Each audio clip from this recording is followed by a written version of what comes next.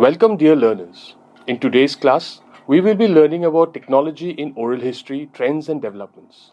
Here, we will learn about the history of recording devices that have been traditionally used for oral history interviews, while also reviewing recent recording technologies. Next, we'll look at digitization technology, colloquially called just tech, which have been used to convert analog audio and video recordings as well as photographs into digital data and stored in digital archives.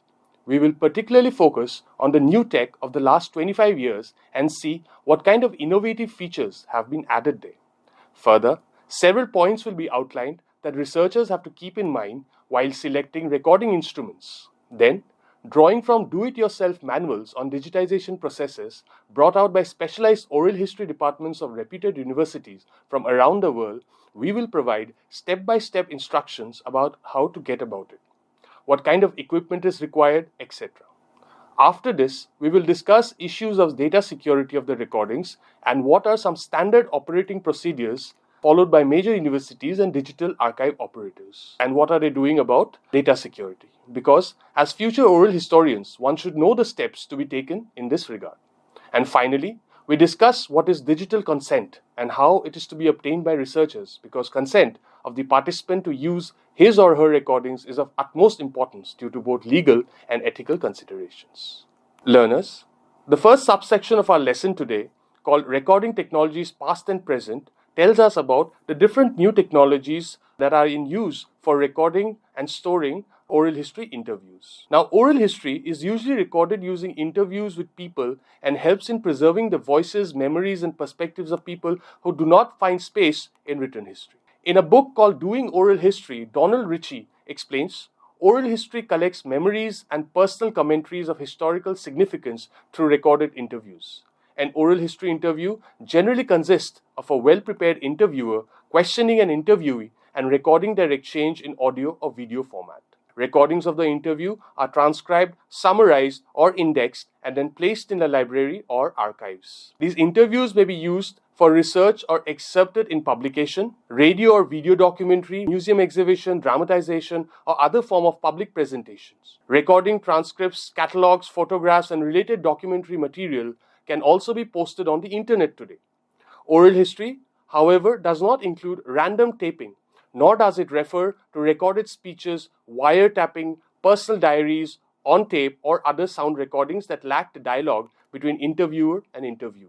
Nevertheless, in recent times, especially since the digital revolution of the late 20th century, today in the 21st century, classification of oral history records have increased manifold as the roles of the interviewer and the interviewee blur in this new digital world. Oral history is the oldest type of historical inquiry, predating even the written word, and from the 20th century, its recording techniques began to undergo rapid modernization when collectors integrated new technologies of recent times, for example, the use of tape recorders from the 1940s. In the 21st century, the process of modernization in oral history methods continue, as even newer digital technologies are being used for recording original, historically interesting information.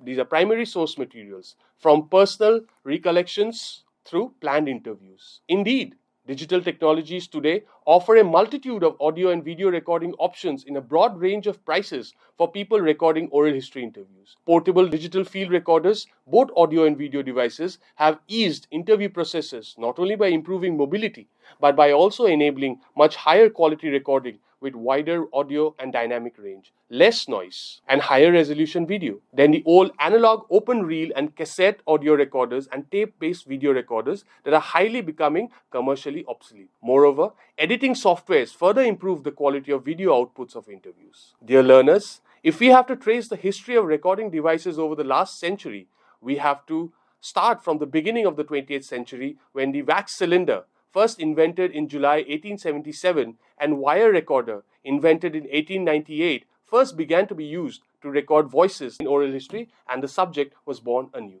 Relieved from limitations of just memory, paper, and ink, interviewers found a way to mechanically record voices and strengthen the voices of individual actors in history. Further innovations after the First World War led to the invention of the reel-to-reel and its portable successor later, the cassette recorder, invented in 1951.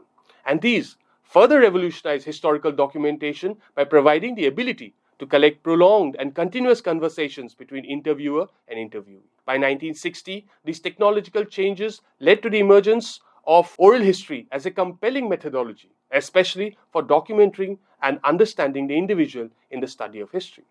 By the 1980s came the digital revolution, when audio and video could be recorded in digital formats, drastically improving the quality and time of records.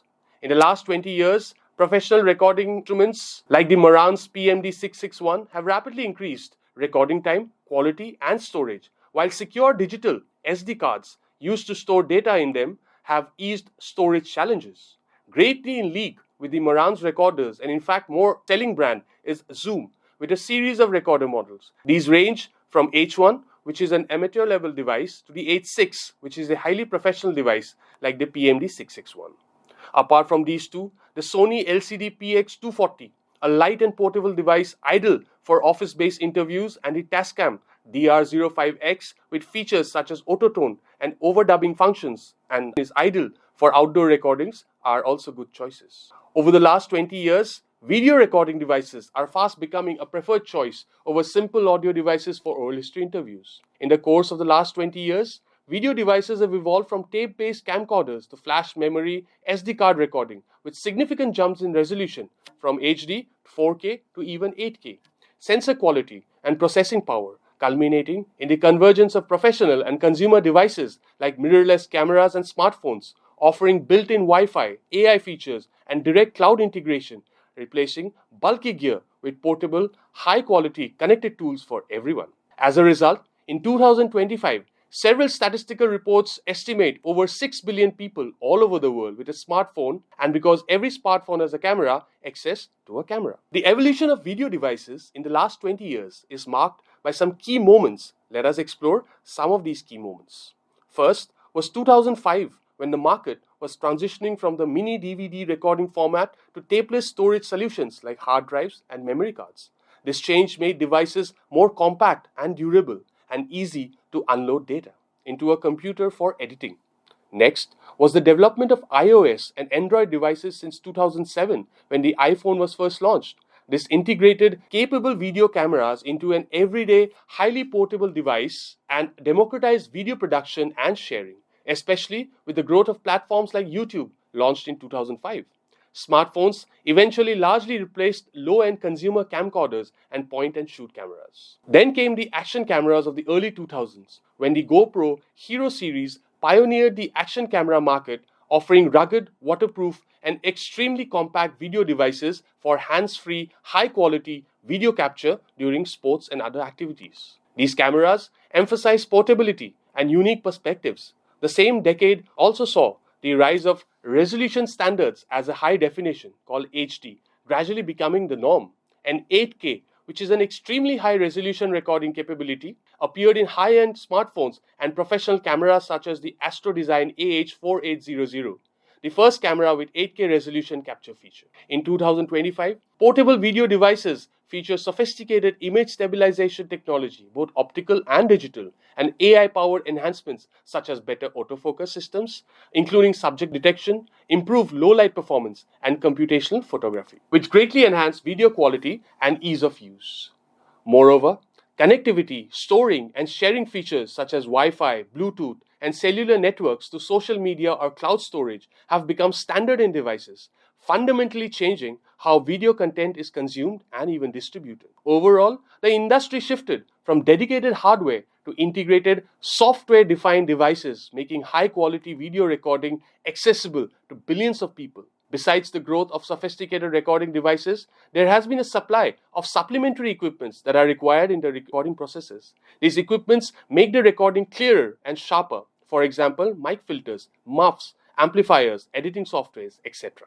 As researchers of oral history, one should be aware of the choices with regards of equipment. Of course, the choice is diverse, but sadly, the choice of equipment for us researchers, or you as new researchers, a lot of times are dependent on budget restrictions.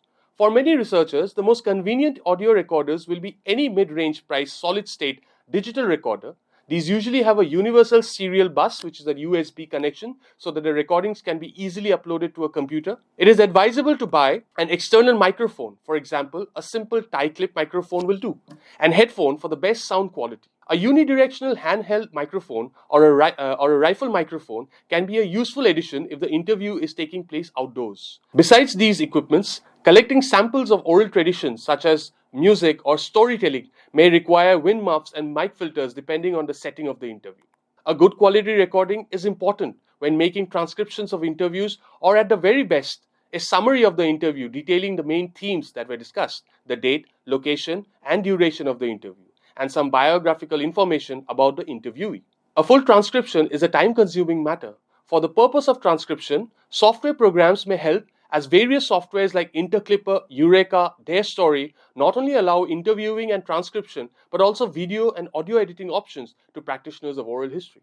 Nevertheless, these never transcribe more than 80% of the recordings, and therefore it is advisable to hire a professional transcriptionist, again if the budget permits. With this, we come to the end of the first subsection, which is recording technologies from past to present. Now we will learn about how these new recordings, or even the old analog recordings, are digitized and stored in new archives, especially digital archives. Now, oral history research no longer necessarily means traveling from one university or museum to another, rewriting typewritten transcripts, or listening to second-generation analog cassettes designed as user copies. Scholars and the general public alike can go to the internet for information on available recordings. And even if an institution's audio files or transcripts are not online, chances are good that a detailed finding aid is, and a call to that repository can result in a patron receiving a digital copy of an interview. Indeed, digitalization processes are happening in almost every archive in the world, where not just documents but analog recordings are all being made into digital files and stored in large servers. Thus, digital files are the new normal, making recording and storage much more convenient than ever before. So what is digitization? How is it done? What are its requirements? Let us explore some of these questions. Digitization simply is the process of converting analog recordings like vinyl records or tapes into a digital format by using an analog to digital converter to sample and numerically represent the original sound or video waveform. This conversion creates digital files, example MP3, WAV that we use every day today, that are easier to edit also, store, share and preserve, because analog formats are susceptible to degradation and the playback devices for them are becoming slowly obsolete. Let us first explore some of the key differences between analog and digital audio-video records. In both types of recordings, sound is transmitted and stored very differently. In the analog format, microphone converts the pressure waves of sound into voltage changes in a wire. High pressure becomes positive voltage and low pressure becomes negative voltage. When these voltage changes travel down a microphone wire, they can be recorded onto tape as changes in magnetic strength or onto vinyl records as changes in groove size. A speaker works like a microphone in reverse, taking the voltage signals from an audio recording and vibrating to recreate the pressure wave. Similarly, analog video recording captures signals such as physical variations on a medium, which we also can call VCRs or video cassette recorders. Now, what is digital audio? Unlike on analog storage media, such as magnetic tapes or vinyl records, computers store audio information digitally as a series of zeros and ones. In digital storage, the original waveform is broken up into individual snapshots called samples. This process is typically known as digitization or sampling the audio, but it is sometimes called analog to digital conversion. When you record from a microphone onto a computer, for example, analog to digital converters transform the analog signal into digital samples that computers can store and process. So why digitize? Should we prioritize digitizing past records? Some of the key advantages of digital audio and video over analog recordings are easy editing, easy storage, and longevity of the record. They easily stand out. At the same time, there are many more reasons for digitization. Let us enlist some of them. Devices that play analog records such as VCRs or record players are no longer widely available, as we just mentioned. They are becoming obsolete. Analog recordings become fragile and degrade over time, or with repeated use threaten their accessibility. Digital recordings allow for enhancement, better indexing, and faster search and retrieval. Digital files can be delivered online, making them more accessible. New versions of recordings can be created easily for different users. However, digitizing analog recordings can be expensive and time-consuming, An organization or a researcher, by necessity, need to take a risk-based approach and establish priorities for digitization. Priorities should include analog recordings that are master files and are used often, as frequent use degrade analog recordings, are already showing signs of wear and tear, and are at risk of being lost, are required to be kept under your organization's retention and disposal authority, especially those marked as state archives. Now, these are some of the points that you need to keep in mind before accessing files that you want to digitize. Now, the next section will inform you, dear learners, about the process of digitization and tell you about the equipments required. But before that, let us talk about a few key points to be kept in mind before a digitization project is undertaken. Always use the best version of the analog recording as the master. Digitize in the highest quality possible without compression. Collect metadata throughout the process. Keep testing to ensure the essential characteristics are maintained.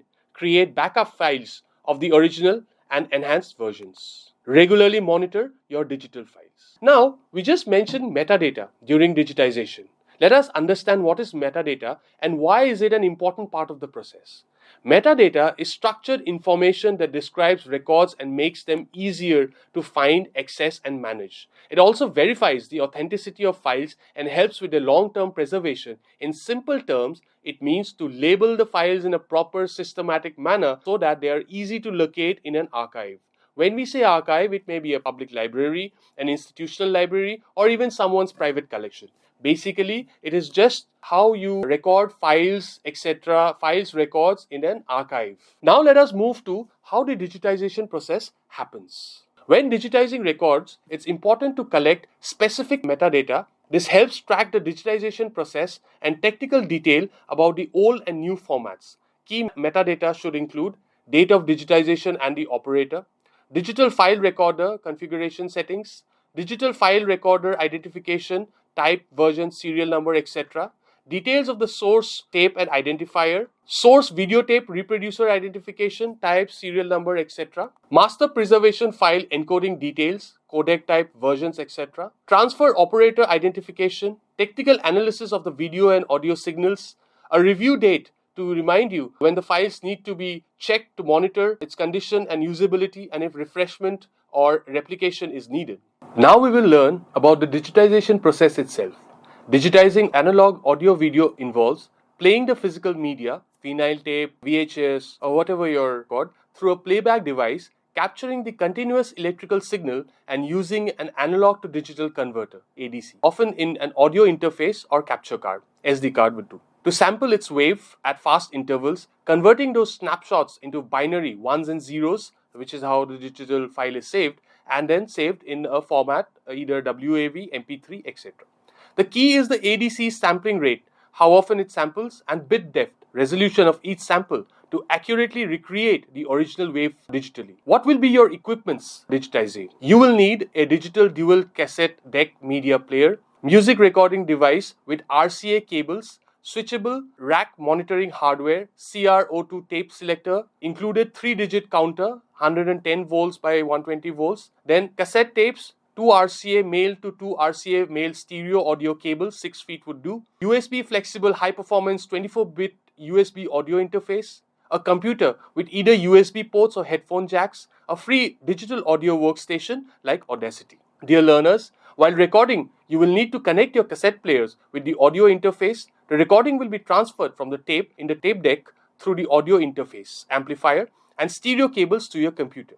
Here is a step-by-step guide. Test your tape deck using your non-essential tape to make sure that it works. Next, download a workstation like Audacity or Adobe Audition. You will need to connect the tape deck to the audio interface using the RCA leads. Plug the RCA leads, which are the cables, from your playback equipment into the USB audio interface and plug the audio interface into a USB port or headphone jack on your computer. Connect your audio interface to your computer and open your software. Select Manage your device preferences in the software and select Interface. Use your audio interface to record the software. Follow the instructions of the software to convert your file to WAV mode as it is a suitable digital format. Next, name your WAV file and store it in an appropriate database. This way, one can create digital files. These activities have been carried out in major university libraries and state and national archives around the world. Even private collectors have also undertaken similar processes to preserve aging analog records. Doing so not only conserves the records but gives the benefit of easy storage and even accessibility, as digital files stored on servers can easily be sent to different locations. Indeed, digital preservation systems available through the internet removed limitations of keeping physical real prints that offered challenges of finding physical space that was specifically maintained to archive records. Thus, this revolution has reached unprecedented levels in the 21st century as the internet becomes a practical way of making recorded sound and video available, opening up a wide range of possibilities for the presentation of material. The internet has quite frankly blown the hinges from the door of the archives, and access has come to have a completely different meaning. So with this, we come to the end of our second subsection, which is digitization processes. The next subsection of today's lesson is called data security. Now, data security is very important because once you have created your data, you have recorded your interviews, digitized them, it is important to maintain the integrity of the data that you have collected. So from here on, let us find out some of the key points to be kept in mind when considering data security solutions. And also, what is data security? The digital world, with all its advantages and uses, has several pitfalls, of which, if one is not careful, it can result in serious data loss, even data manipulation. Users of digital technology constantly generate new data and store them on secure servers. However, just like thieves break into our houses by breaking locks, similarly, digital servers can also be broken into and data stolen. This is called a cyber attack. Besides cyber attack, malicious or accidental actions by employees, accidental data deletion or misconfiguration, commonly called human error, and hardware malfunction or software corruption can also result in data loss. Therefore, it is important to have security measures in place to protect one's data from being stolen, tampered, or destroyed. Dear learners, which is why we have digital data security, that is, to protect our data. Digital security is multifaceted in its operations. Providers of such security, usually software companies, develop tools such as encryption, access controls, which is passwords, biometrics, etc., and institutions develop policies, classification of data, backups of data, etc., to prevent unauthorized access, theft, or loss from cyber threats, human error, or even system failures. This ensures compliance and business continuity and protects the three cornerstones of digital information: confidentiality, integrity, availability throughout its life cycle. Now, what about data security for oral history recordings? Data security, in the case of such recordings, involves a multi-layered approach combining legal and ethical safeguards with technical measures. Key practices include obtaining informed consent through signed agreements, managing access and restrictions like embargoes, and implementing technical protections such as encryption, secure storage, and backups. It is crucial to consider the entire data lifecycle from collection and storage to potential access and use. Let us list out some of the points to be kept in mind when creating data security measures for oral history recordings. First is legal and ethical safeguards. One must have informed consent. We have to ensure all narrators understand that the interview will be recorded and they sign a legal release agreement as outlined by sources like various universities such as Baylor, UCLA, etc., having a functioning oral history department. Restrictions and embargoes offer narrators the option to place restrictions or embargoes on the interviews which can prevent access for a specified period. That is, you can ask the narrators or the participants of the interview to put certain restrictions on how they want their interviews to be used. If they want to keep a period of time, if they want to keep their recordings private for a period of time, they can also put up restrictions and embargoes like that. Privacy and confidentiality. Be transparent about the risks of sharing sensitive information and understand the legal subpoenas may override privacy agreements. Copyright. Secure long-term copyright and permissions as mandated by copyright law of the country that you are recording in to ensure proper use and management of the recordings. Next is technical and administrative security. Physical security. Protect physical media and devices from theft or damage. Use technical security measures like encryption to protect the video files from unauthorized access and corruption. Administrative security. Establish clear policies and protocols for data handling, access control, and lifecycle management. Backup and resiliency. Maintain secure, redundant backups to ensure data resiliency and prevent loss due to hardware failure or corruption. Secure storage. Store original recordings in a secure location with controlled access. If storing digitally, use a reputed and secure cloud service or a properly configured on-premise server. Lifecycle management. Securely record the initial interview and handle the raw data with care. Implement a long-term preservation plan that considers the security, integrity, and authenticity of the digital files over time. Manage access to the videos according to the restrictions and permissions granted by the narrator and institutional policies. Besides these, there are a few more strategies for digital security that one should keep in mind, especially during the course of a sanctioned project. These strategies will ensure that your data's integrity stays protected and ensure safe preservation. The guiding principle for digital preservation is lots of copies keep stuff safe, LOCKSS. This involves creating multiple geographically separate copies of the data. To ensure digital files remain uncorrupted, and if budget permits, one can use automated methods to generate and check checksums like MD5 or SHA for each file. Checksums are algorithms that create unique fixed-size fingerprints of data to verify its integrity. These unique digital fingerprints verify that the file has not been altered or corrupted. Next, files can be stored in stable, non-proprietary formats, example WAV for audio, to facilitate future migration to new formats as technology changes and older formats become obsolete. And finally, descriptive and technical metadata should be attached to each file. This information provides context, details on the recording process, and even legal and ethical restrictions, which is essential for long-term management and access. Moreover, when doing a preservation project for institutions, a server-based network environment with regular backups is recommended. Some advanced systems use distributed networks, a dark archive, where multiple institutions hold copies of each other's data to ensure resilience against localized disaster or data corruption. This will require liaisoning with several institutions together and a strong coordination plan with point of contacts in each selected institution. Thus, these are some of the key points and strategies to be kept in mind when seeking digital security solutions by both researchers and institutions, especially in the case of oral history. Dear learners, we have come to the last part of our lesson today. In this section, we learn about something called digital consent in oral history. We had mentioned in the previous section that obtaining proper consent from participants who are being interviewed is important for your data security. In this section, we will discuss in detail about consent, especially in the age of digital data. Digital consent is the process of obtaining explicit permission from interviewees to record, store, and share their stories in digital formats, ensuring that they understand how the content will be used, accessed, and preserved. Key elements include providing clear information about the project's scope, how the interview will be used, example online exhibits, scholarly research, etc., and the interviewee's right to withdraw their consent at any time. Ethically and even legally, obtaining consent is of utmost importance because the interviewee is the copyright holder of the content, that is, the words of the interviewee, which cannot be used unless the interviewee grants his or her informed consent. This will usually be obtained through the interviewee signing a written consent form, although it can be obtained orally on the recording, which may be more appropriate if the interviewer has low literacy. A consent or clearance form also helps avoid issues with data protection.